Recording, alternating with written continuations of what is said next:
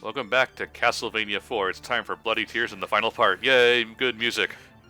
Yeah, the last part of this game is just pretty much a giant nostalgia trip. Yeah. For games that are not that old when you think about it, but they bring back all the greatest hits. Visually and auditorily, it's a big difference going from the Nintendo to the Super Nintendo. Yeah. Yeah. The Bloody Tears has always interested me as a nostalgic music piece, though, because from what I understand, it comes from a game that a lot of people don't really like all that much. It's the only thing of value that comes from Castlevania II. Excuse me, Castlevania Quest's entire soundtrack is a treasure. I will argue to that. I mean, the game's not very good, but its soundtrack is fantastic. It's funny that, and it's only like 5 songs. It's funny that Simon's Quest is considered such a black sheep, though, because a lot of the concepts used in later games originate from Simon's Quest. It's just, concepts. It was just a game that was ahead of its time in that Gamecom kind of way. Ahead of its time with concepts, backwards in execution, I would say.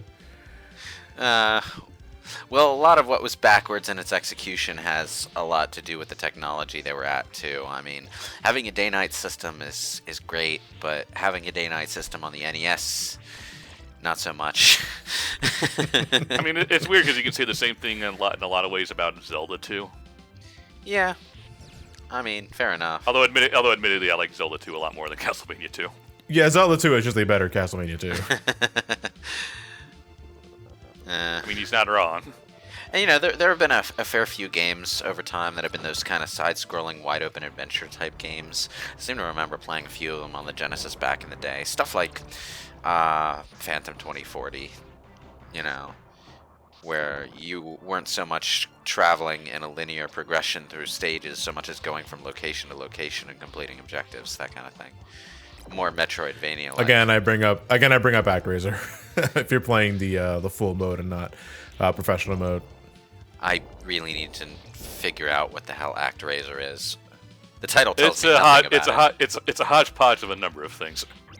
The title tells me one nothing part about it, one though. part sim, like Sim City, and second part Golden Axe. Action platformer. Okay, yeah. that sounds interesting. I might actually check that out. I like it. Yeah, I still think it holds up. Great music too. This friggin' Bone Dragons just die. Phantom 2040 is another game that I just need to settle a score with because This time it's personal. I never beat it. That kind of game was Yeah, ouch. that's a little too easy to have happen here. Yeah, But you can extend and pull yourself up with the whip on these things. which is an interesting platforming challenge. Yeah, but Phantom 2040 is another game that I never beat as a kid.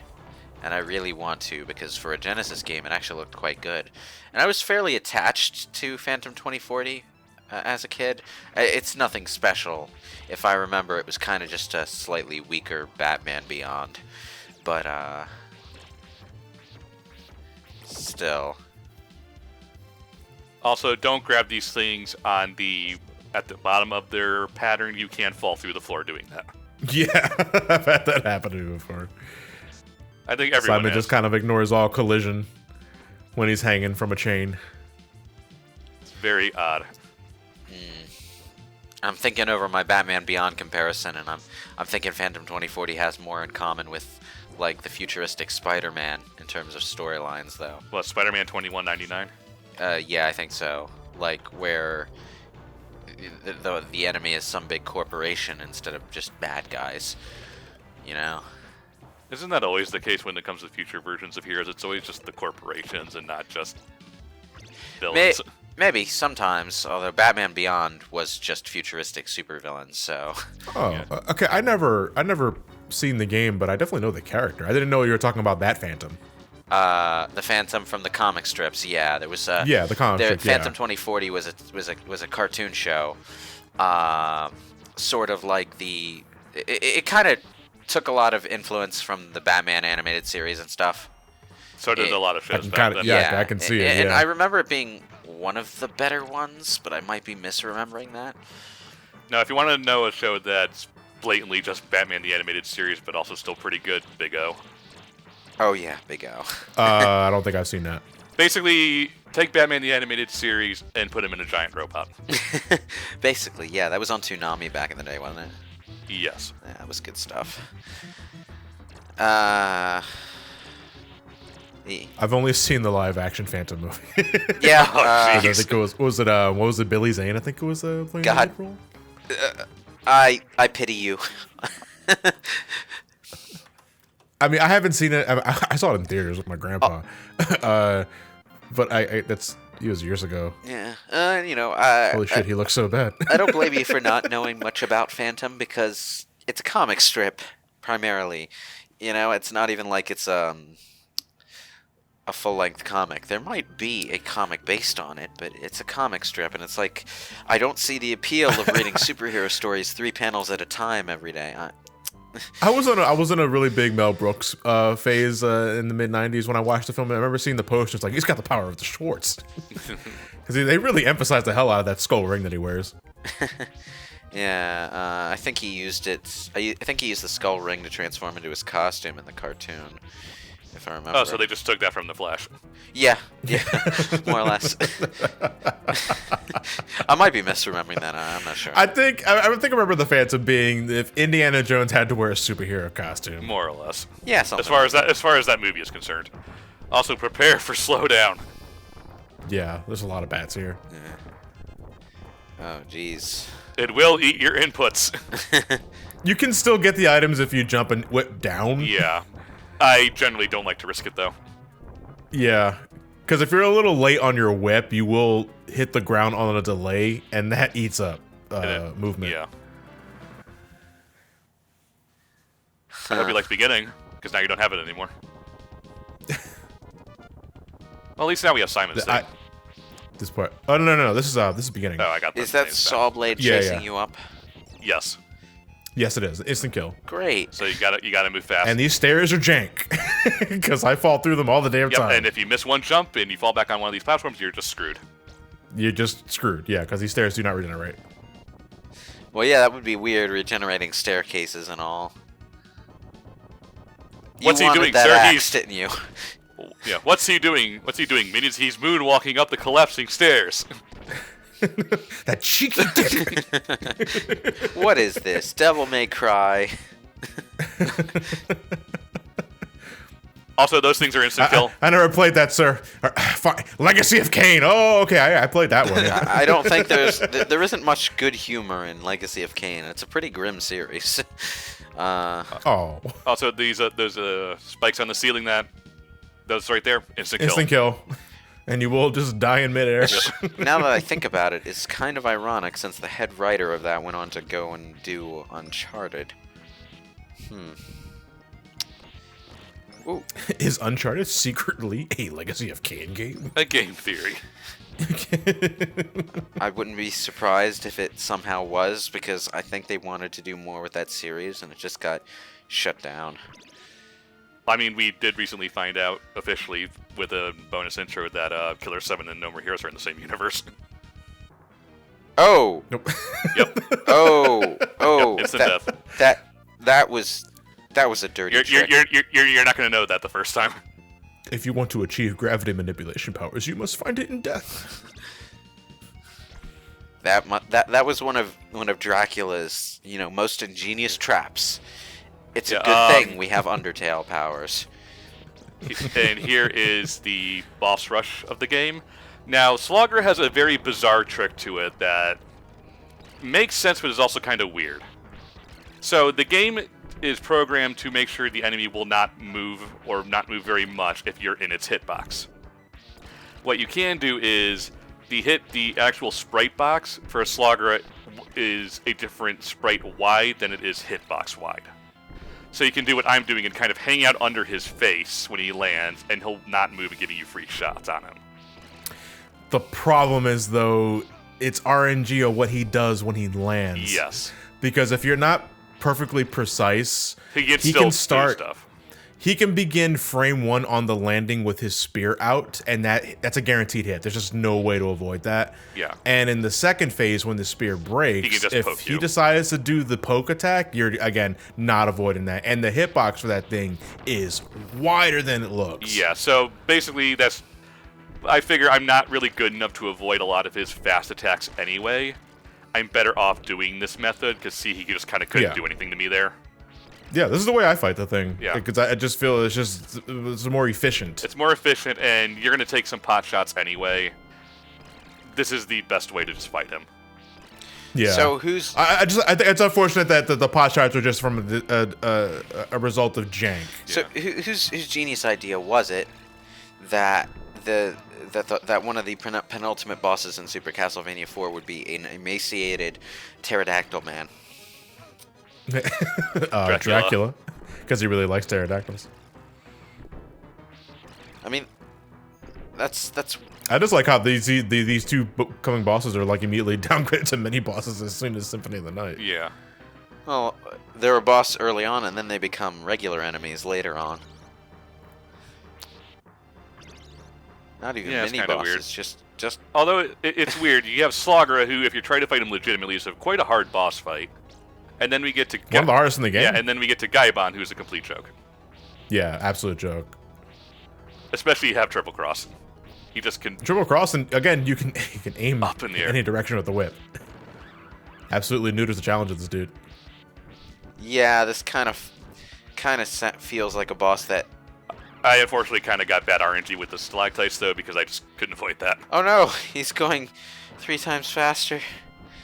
I mean, yeah, he kind of is. Damn you, Char. What year is it? 2007? I think it's 2007. 2019. Oh, okay. Yeah, you're asking for the current year? I'm not sure if you're being sarcastic with that. I mean, sarcastic jokes never get old. It is our 10th anniversary this year, so we gotta make references to all the humor that we used to laugh at as children. Well, children being 19 years old, and... Yeah. I don't know why you're giving me all these hearts. I don't have a sub-weapon. You should have a sub-weapon. High def. Don't really need it for most of all of these bosses don't really need sub-weapons. Death especially, this is also one of the easiest deaths in the series. It's interesting that they have a boss rush comprised of bosses you haven't fought before. Yeah. Yeah. I think another Konami staple at this time, because Gradius loved doing that too. It's interesting. I mean, most games when they do a boss rush, they want to have a big challenge at the end that doesn't actually take any extra resources to create. So... Or they're just glorified rematches of bosses you've already encountered. Yeah, that's what I mean. I mean, they don't take any extra effort to create because they all use pre-existing programming and assets and everything. Oof. Ryan, I'll give you kudos for actually like getting up in front with this guy. Most people just go to the left and just hang there. Nah, I want to get this done with. I would have laughed if you got hit by one of these things and... Oh wait, No. it could still happen. No, okay. You survived. Somehow. This is a neat part of the game to me, where the music just changes. Yeah. Oh, nice cut. Yeah. Oh, no, you're not going to get your KFC 12-piece?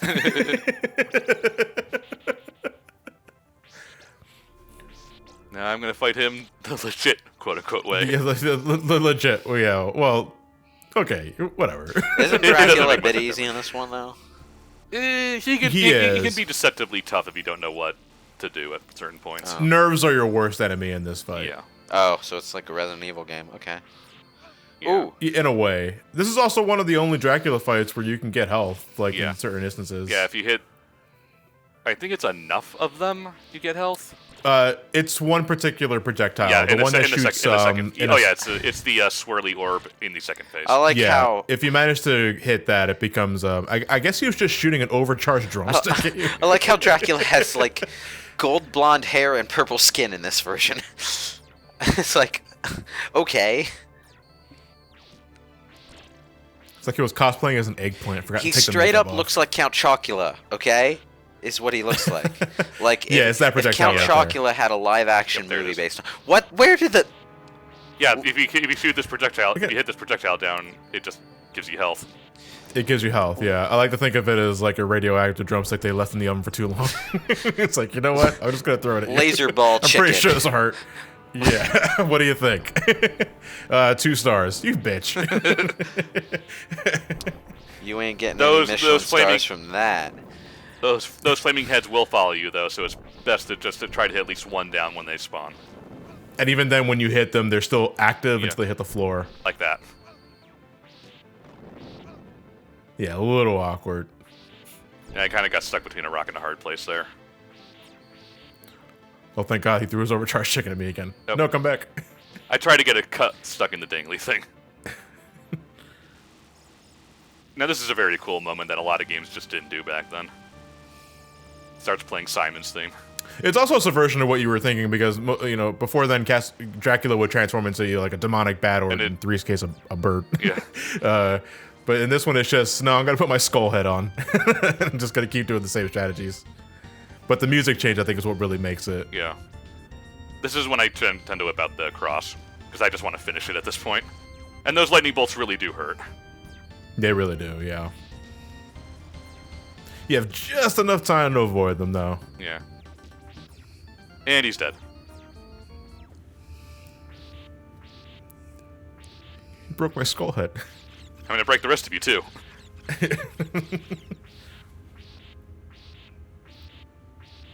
I actually do like the climaxes where Yeah.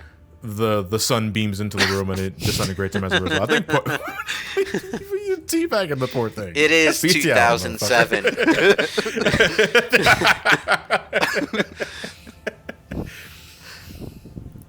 Reaching for the window. Be sure to favorite and rate 5 stars. And Oh, so, man. X look Video over the resp- castle. Why must YouTube rep plates did have a five? 5-star system back then, didn't it? Yeah. Oh, man. Remember video responses? Oh, I feel old. On the other side of there's another plateau with X and 0 on it. Yeah. And, It's the exact same fucking ending. this is a really good game. I like it a lot. Yeah, I still think it holds up today. It's a little antiquated with the live system and limited health pools, but I also feel the game is just designed well enough that I think even the most casual person can play this game no problem. Yeah, I can see that. A little too old ugly, in my opinion, to really have aged perfectly. But apart from that, I would really, really I mean, nicely considering we've had Rondo of Blood remakes and ports and Castlevania 1 remakes, I would like to see them kind of do this game again. Do we really need another Castlevania 1 remake though? No. That's why I'm saying I would like to see them do this one at some point. Just a remake of a remake of a remake. It's just like, oh man. I mean, I know it's technically a remake, but it's basically a completely different game. Yeah, I know. I don't know what Konami's fascination was with remaking the first game all the time, or just like reinterpreting the first game. Yeah, Because it was Castlevania 1, there was Vampire Killer on the MSX, there was Castlevania on the X Sharp 68, something like that. I think Castlevania like the Chronicles game. I think Castlevania the arcade game is also the same. Probably. Haunted Castle. Yeah. Yeah, that was a interpretation. I mean, it Kind of. counts. It counts. Yeah. Again, I don't know what their fascination was with just remaking the first game when they did it so many damn times. But yeah, I would agree if they had to do it one more time, I would like to see another crack at Super Castlevania 4, or at least a game similarly designed. A Belmont with multi-directional whipping, fluid air controls, and just I think just tighter level design to make it more interesting. Because again, that's the only reason why I consider Rondo Blood the better experience. I think the levels are just more fulfilling to complete. And again, the character switching. I like having access to both Richter and Maria.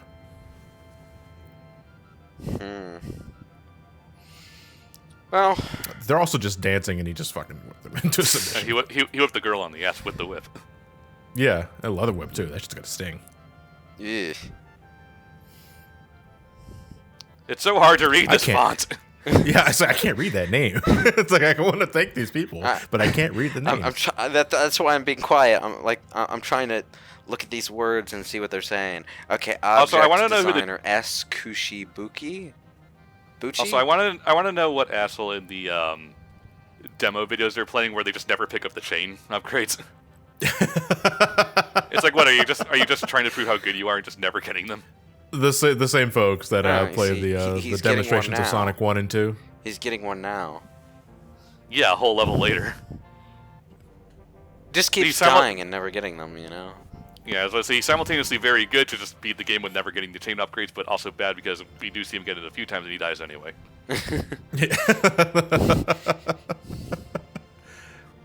I wonder if there's like a way, like a secret debug info where you can press and you actually have the Simon do really stupid shit that caused the game to bug out.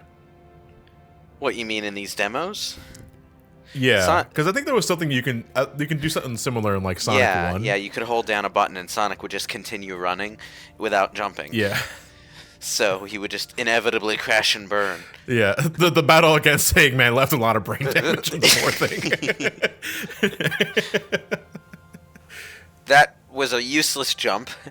You didn't even break any of the goddamn candles. Also, what is super voice? Is it are they crediting the person who made the Simon grunts? Oh. Like maybe he made all the. He's a really varied actor. He has a lot of range. He also made the Rock Monster grunts.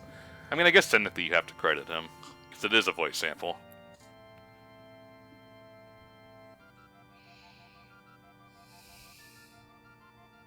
Yes, we just watched this. Yeah. They always want a freeze frame on Simon with his whip out. Yeah, they're like sitcom credits. Yeah. And Ryan's asleep. Well, that was Yes and Yes Classic. Yeah. Nothing going into standby mode. You know, he's about to get hit by that He's about side. to have his legs chopped off, but you know. That moment is not as badass as it looks. He's about to take the damage, and that's it. He's not going to get that attack off. Oh, man. I guess Dracula doesn't deserve his own photo moment. He's too disgraced from getting teabagged. No. It's like, listen, I need Isn't to be there alone something for about vampires why. and photographs? Like, they won't show up in pictures? Say vampires and Or... teabags. Yeah, I think it's some lore that vampires absolutely cannot stand being teabagged. What? Probably would have made the Twilight movies a little more interesting from what I hear.